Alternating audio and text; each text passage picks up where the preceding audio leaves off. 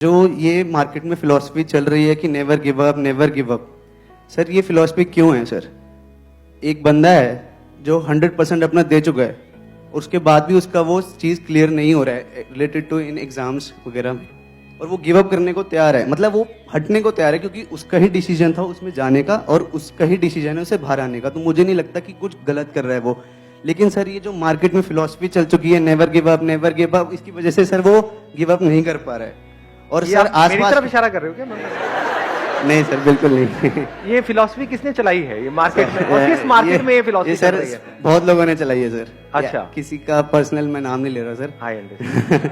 और सर लोग उसकी तरफ ऐसे देखते हैं कि जैसे उसने कोई क्राइम किया है और आईपीसी के किसी सेक्शन में उसे सजा मिलनी चाहिए। I understand. क्वेश्चन ये है कि सर नेवर गिव अप कौन सी एज तक सर? कौन सी एक टाइम पीरियड तो होगा कि यहाँ तक नेवर 50 साल 60 साल। हाँ सर, क्योंकि सर उसके बाद तो वो पढ़ भी नहीं पाएगा ना सर। हाँ, है ना सर? मैंने अपने बहुत अलग अलग सेशंस में एक एग्जांपल दिया है, अभी दोबारा से देता हूँ, उससे आपको ये फंडा बिल्कुल क्लियर होगा।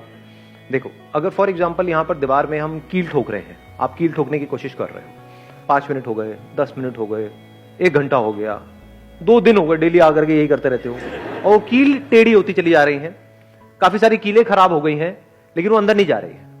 तो क्या वहां पे फिलॉसफी काम आएगी कि नेवर गिव अप, लगे रहो, कभी तो जाएगी, कभी तो जाएगी। हो सकता है वहां पे पीछे कोई लोहे का बीम हो जिसके आर पर वो जा ही नहीं सकती, और अगर चली भी गई 10 साल बाद तो it is not worth it कि 10 साल तक आपने किया क्या है, कील ही तो ठोकी है।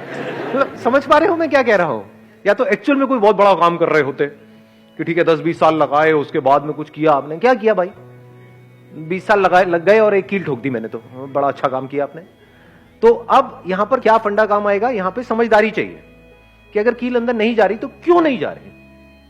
Getting my point? अब यहां पर you are not giving up, neither you are saying कि नहीं मेरे को लगे रहना है। इन दोनों से सक्सेस नहीं मिलती है।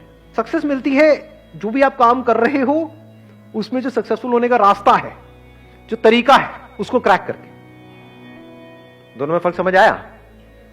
कि अब वहां पे मोटिवेशन काम आने वाला है कील ठोकने में, क्या डिमोटिवेशन काम आएगा?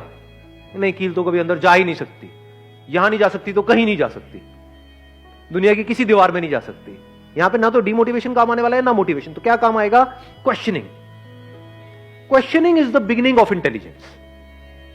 कि अगर ये कील अंदर नहीं जा रही तो क्यों नहीं जा रही? औरों की जा रही है, मेरी नहीं जा रही, क्यों नहीं जा रही?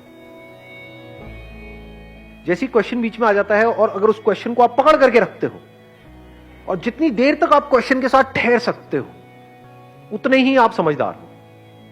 जैसे ही आपने क्वेश्चन पूछा कि भाई ये कील अंदर क्यों नहीं जा रही, अब एकदम से आपको जवाब मिलेगा, अच्छा हो सकता है यहां पर कुछ गड़बड़ हो, इसके पीछे हो सकता है लोहे का कुछ हो सकता है कील में कुछ गड़बड़ हो सकता है इसको अंदर ले जाने के लिए हथौड़ा चाहिए होता है और मैं अपने हाथ से ही लगा हुआ हूं, मेरे हाथ में खून निकल रहा है।